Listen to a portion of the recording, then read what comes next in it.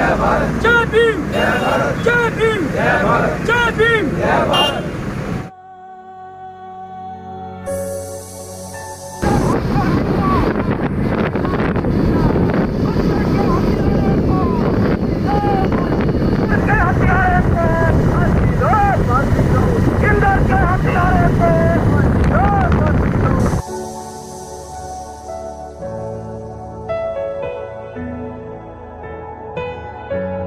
तो अभी हम इस लोकेशन पे पहुंचे हैं, तो आप देख सकते हो मुन्ना को जा रहे हैं। तो ये तो यार सोने पे सुहागा हो गया, और मेरे को भी काम था पर्सनली, और मैंने आपको वीडियो के बारे में बताया था।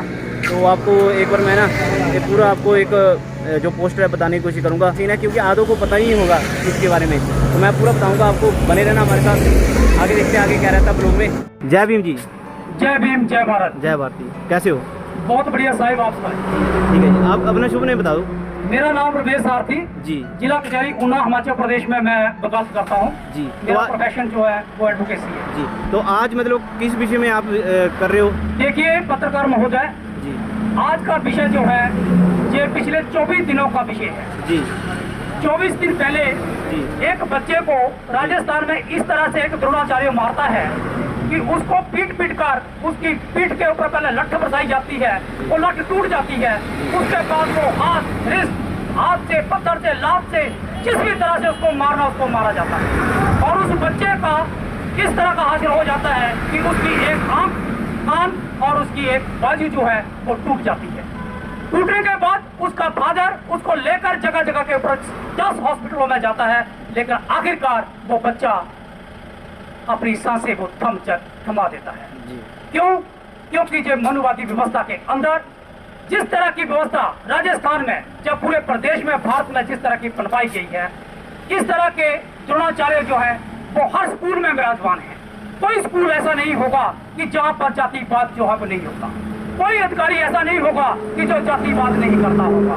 कोई भी सामाजिक मुद्दों के ऊपर बात करने वालों के साथ जातिवाद नहीं होता। भारत के अंदर एक जातिवाद को मेंटेन करने के लिए एक प्रेसिडेंशियल ऑर्डर 1950 को भारत सरकार की जो फर्स्ट प्रधान राष्ट्रपति थे डॉक्टर राजेंद्र प्रसाद, आज उनकी भी मेरे को लगता है कि उनकी श्रद्धांजलि देनी चाहिए। क्यों? क्योंकि उसकी ही बदौलत अगर संविधान में जो प्रावधान समानता का आर्टिकल 14 में कर दिया था, तो जो क्या जरूरत पड़ी थी कि वो इस तरह के ऑर्डिनेंस को जारी करने की, कि जातियों का एक समावेश, जातियों का बनाने की, जातियों को फिर से स्टेबल करने की। ये वही नतीजा है कि आज 75 सालों के अमृत महोत्सव को जिस तरह से हमारे भारत में मनाया जा रहा है, प्रधानमंत्री महोदय बड़ी जोर जोर से लाल किले के ऊपर बात करते हैं, लेकिन राजस्थान में निर्मम हत्या के ऊपर एक सिंगल शब्द नहीं कहती। बच्चा किसी का भी हो सकता है, बच्चा मेरा भी है, आपका भी है, नेताओं का भी है, जजों का भी है, ब्यूरोक्रेट्स के भी है, IPS, IAS जो भी है सबके हैं, लेकिन बच्चों के लिए जातिवाद फिर नजर आता है कि ये बच्चा किसका है। ये दलित का बच्चा, ये शूद्र का बच्चा, ये चमार का बच्चा, ये पंजड़े का बच्चा, ये डूंगड़े का बच्चा, ये चिंबे का बच्चा, और ये किसका बच्चा, ये जुलाहे का बच्चा। लेकिन इस तरह की बच्चों को जिस तरह से हम कैटेगराइज कर देते हैं कि ये बच्चा किसका है, तो बच्चों में जातिवाद पलपाने का काम भी करने का काम यही व्यवस्था जो मनुवाद व्यवस्था कर रही है। आज हम इस औचित्य को लेकर बच्चे की हमारी डिमांड है राष्ट्रपति महोदय और chief justice of India, Rajasthan chief justice से, राजस्थान गवर्नर से, कि वहां पर राजस्थान में राष्ट्रपति शासन जो लागू किया जाए, और इस राष्ट्रपति शासन को अभी जो नई राष्ट्रपति बनी है, जो कि एक रिजर्व अपने आप को समझा जाता है कि रिजर्व कैटेगरी से है, जबकि राष्ट्रपति पद के लिए कोई रिजर्वेशन नहीं होगी। ये पार्टियों का अपना ब्यौरा होता है कि पार्टी जिसकी ज्यादा अपने MPs रखती है वो जो है अपना राष्ट्रपति बना लेती है। जहाँ पर कोई ये वोट बैंक की राजनीति है, कांग्रेस का भी ऐसे ही रहा है, बीजेपी का भी ऐसे ही है, और सभी का ऐसे है। लेकिन मैं राष्ट्रपति महोदय से ये गुजारिश करना चाहता हूँ कि मान्यवर आप राजस्थान सरकार के बीच इंटरवीन करें और राजस्थान सरकार की स्टेटस रिपोर्ट को देखते हुए उसको सस्पेंड करें और वहां पर राष्ट्रपति शासन लागू करें। आज हम ने कॉल दी थी कि 20 तारीख को हिमाचल प्रदेश में जिला ऊना में जातिवादी घड़े का विसर्जन, जातिवादी घड़े का दाह संस्कार करने के लिए और इस प्रेसिडेंशियल ऑर्डर का संस्कार करने के लिए हम ऊना के रोटरी चौक पहुंचेंगे। और हमने जिस कॉल को पिछले 4-5 दिनों से दे रहे थे, कुछ लोग जो विजिलेंट हैं और जिनको पता है कि जातिवाद क्या है, जो सफर करते हैं, सब सफर करते हैं, सीटों के ऊपर बैठकर भी सफर करते हैं, घरों के अंदर भी करते हैं, घरों के बाहर भी करते हैं, कल्याणों में करते हैं, अफगानों में करते हैं, हर जगह के ऊपर जातिवाद के शिकार तो होते हैं। लेकिन जब जातिवाद को खत्म करने की बात आती है तो कहते हैं कि जे कौन है, जे हिंदू का है, जे मुसलमान का है, जे किसका है, जे दलित का है। तो दलितों के अंदर एक भावना पैदा नहीं हो रही कि उनका बच्चे की डेथ हुई है, उस बच्चे को ब्रूटली मारा गया है, सरकारी व्यवस्था को खत्म किया गया है। हमें सरकारी व्यवस्था चाहिए और सरकार जो है वो हमें व्यवस्थित नहीं रहना देना चाहती। यही मेरा प्रण है और मैं आज ये कहना चाहता हूँ कि तमाम जितने भी साथी ऊना जिला के हैं, वो अभी हम रोटरी चौक से, ऊना हेडक्वार्टर से हम 10 किलोमीटर पीछे हैं, बसाल के पास पहुंच चुके हैं। हम चाहते हैं कि सभी साथी जो हैं वो MC पार्क में इकट्ठे हो जाएं। धन्यवाद। जय भीम, नमो बुद्धाय। तो अभी हम पहुंच चुके हैं ऊना में आके। इंदर के हथियारों को फांसी दो, फांसी दो। इंदर के हथियारों को फांसी दो, फांसी दो। इंदर के हथियारों फांसी दो, फांसी दो। इंदर के हथियारों को फांसी दो, फांसी दो। जातिवादी मटका मुर्दाबाद, मुर्दाबाद, मुर्दाबाद। जातिवादी मटका मुर्दाबाद, मुर्दाबाद, मुर्दाबाद। इंदर के हथियारों को लानी है, वो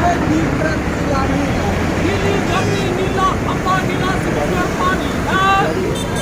जय भीम, जय भीम, जय भीम, जय भीम, जय भीम। इंदर के हथियारों को, इंदर के हथियारों को फांसी दो, फांसी दो।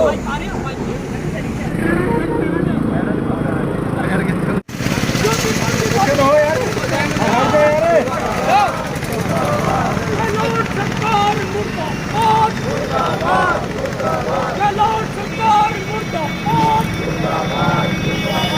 सरकार मुर्दाबाद, मुर्दाबाद, मुर्दाबाद।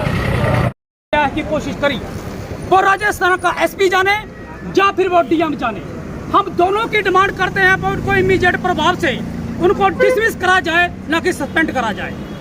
जब बच्चे के 24 दिन हो चुके थे तो उस राक्षस के क्यों उसके खिलाफ कोई पर्चा दर्ज क्यों नहीं करा? क्या गहलोत सरकार का निकम्मापन नहीं? क्या गहलोत सरकार की अर्थी उतारने का समय नहीं? क्या गहलोत सरकार अपनी राज्य धर्म को निभाने का उसने काम करा? तो उसने नहीं करा।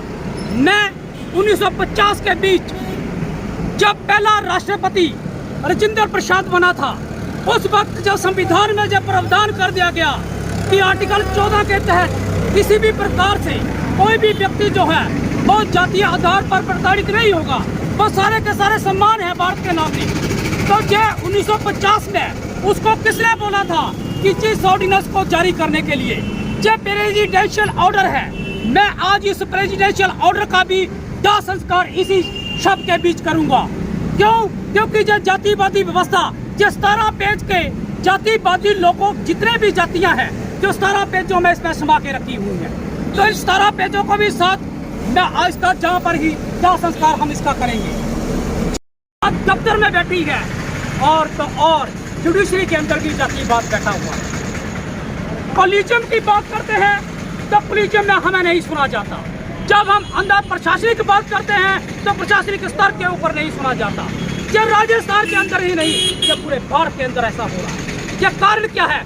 जब देश 75 सालों 75वां अमृत महोत्सव मना रहा है, तो इस अमृत महोत्सव के लिए क्या ये जरूरी नहीं कि प्रधानमंत्री महोदय जाति के को खत्म करने के लिए, या इस ऑर्डिनेंस को खत्म करने के लिए क्या वो लाल किले से घोषणा नहीं कर सकते? क्या जो नई राष्ट्रपति अनुसूचित जाति से बनी है, क्या वो इस ऑर्डर को नलीफाई करने के लिए अब आगे बढ़ेगी कि मैं अपने कंधों पर जो जिम्मेवारी लेती हूँ, इस ऑर्डर को मैं खत्म करूँ? मैं इन्हीं शब्दों से आपसे जारी करता हूँ मीडिया को कि हमें मेमोरेंडम देने के लिए किसी हिसाब से के पास जाना है। आपसे सभी को जान किया है कि मेमोरेंडम जब किया जाएगा तो आप वहाँ से जरूर पहुँचे। बहुत बहुत धन्यवाद। जय भीम, नमो बुद्धाय। 50 से लेकर आज दिन तक ये जातिवाद फैलाने का काम राजनेताओं ने करा है। इस प्रेसिडेंशियल ऑर्डर को आग लगाई जा रही है कि तब भी भारत में जातिवाद खत्म हो सके। इस प्रेसिडेंशियल ऑर्डर के ही कारण पूरे देश में व्यवस्था जो है बेहाली और मैं सभी सभी आगे आए और इस प्रेसिडेंशियल ऑर्डर को जो कि जातिवादी ऑर्डर है उधर 1950 में राजेंद्र प्रसाद ने बनाया था, लाया गया था, ऑर्डिनेंस जारी करा था। इसको अब हम आगे बढ़ा रहे हैं। जय भीम, जय भीम, जय भीम, जय भीम, जय भीम, जय भीम, जय भीम, जय भीम, जय भीम, जय भीम, जय भीम, जय भीम, जय भीम, जय भीम। नीली धरती नीला अंबा नीला समुद्र पानी है। नीली धरती नीला अंबा नीला समुद्र